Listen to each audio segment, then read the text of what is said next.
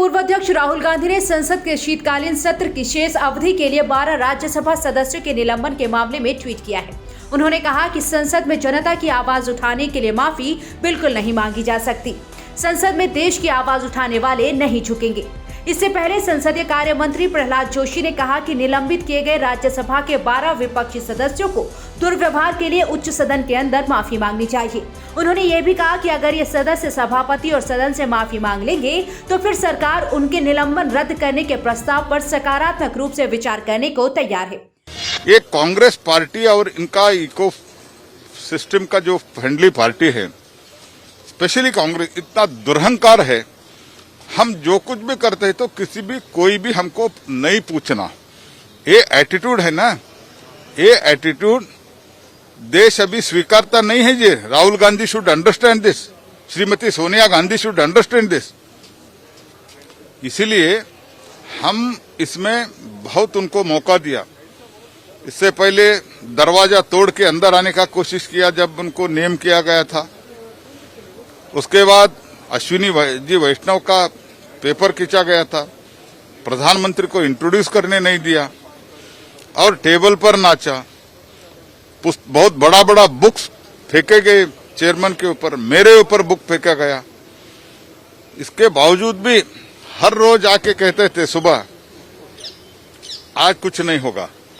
इसीलिए जो 11 तारीख जो मार्शल के ऊपर अटैक हुआ, विजिल बजाया, ये सब देखते हुए हमने एक निर्णय करके मूव किया। और कल भी हमने उनको कहा है, I want to place it on record, कल भी हमने उन लोगों को कहा आप पश्चाताप व्यक्त करो, अपॉलॉजी मांगो, लेकिन they have flatly denied and rejected.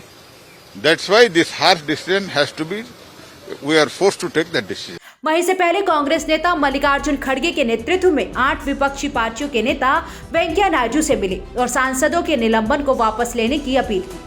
Mallikarjun खड़गे ने कहा कि पिछले सत्र में जो घटना हुई उसे उठाकर फिर से सदस्यों को निलंबित करना गैर कानूनी है।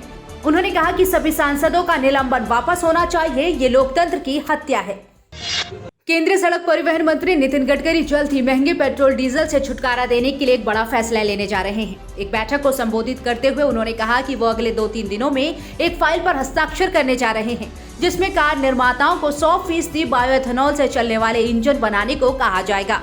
गडकरी ने आगे कहा कि दिल्ली में भी कनाडा, ब्राजील और अमेरिका के जैसे बायोएथेनॉल के जरिए कार चल सकेंगी। उन्होंने कहा कि उनकी 3 बड़ी कार निर्माता कंपनियों से बात हुई है और उन्होंने इस बात को लेकर आश्वस्त भी किया है। उन्होंने कहा कि अब सभी वाहन बिना पेट्रोल के 100% बायोएथेनॉल पर चल सकेंगे, जो किसानों ने तैयार किया है।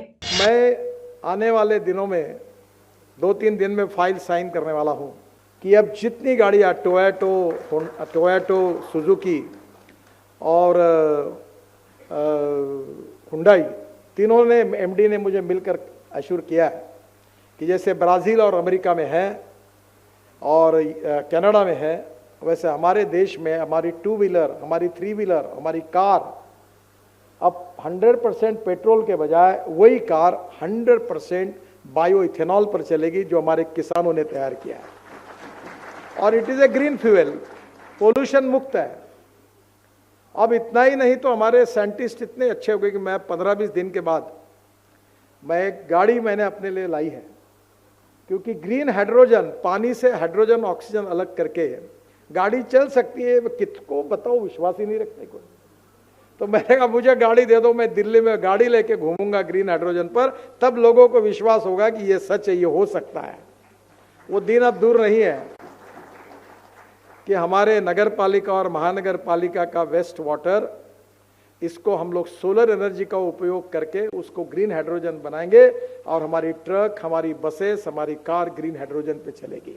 दरअसल भारत में अभी सिर्फ पुणे ही इकलौता शहर है जहां 3 एथेनॉल स्टेशन हैं। इसी साल 5 जून को प्रधानमंत्री मोदी ने 3 E100 एथेनॉल डिस्पेंसिंग स्टेशन की शुरुआत की थी। विशेषज्ञों के मुताबिक पायलट प्रोजेक्ट के तहत पुणे में कुछ एथेनॉल फ्यूल बेस्ड गाड़ियां चलाई जा रही हैं।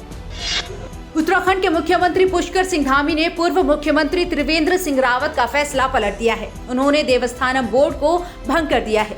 इस बोर्ड का लंबे समय से विरोध हो रहा था और तीर्थ पुरोहित इसे भंग करने की मांग पर आंदोलन कर रहे थे।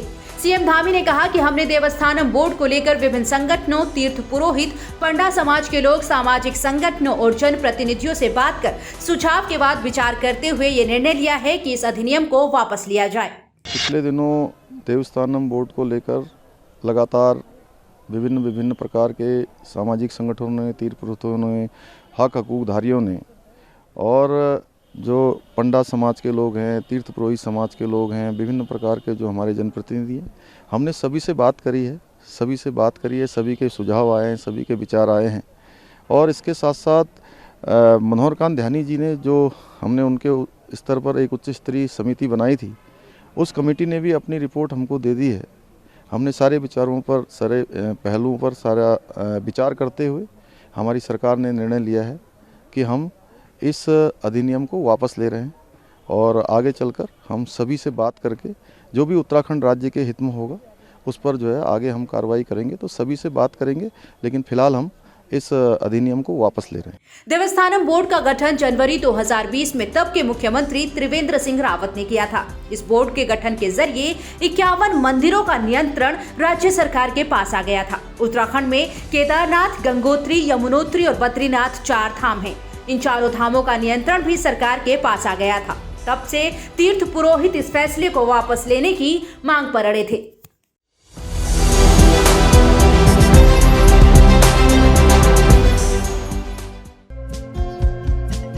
हमारे चैनल को लाइक, शेयर और सब्सक्राइब जरूर करें और नई अपडेट्स के लिए बेल आइकन दबाना ना भूलें।